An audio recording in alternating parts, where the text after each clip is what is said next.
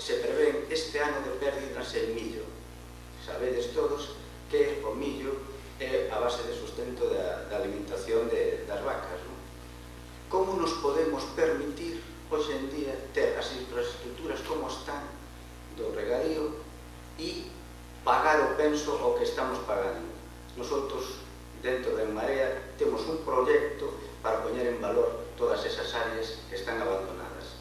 A Consellería de Medio Rural non sacou ni unha concentración parcelaria nos últimos 4 anos na provincia de Lugo.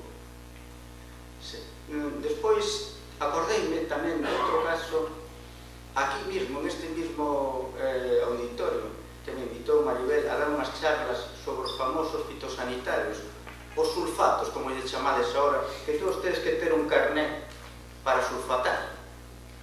Parece ser que, bueno, ahora está de moda isto de sulfatar e nos falta un carné para poder sulfatar. Eu estive aquí diante de 70 ou 80 personas explicándoles como se facía eso. Houve xente, galegos, que tuveron que ir a Castela e León a sacar ese carné porque a Consellería era incapaz de poñer cursos de formación para todos os agricultores deste país. O grave de todo isto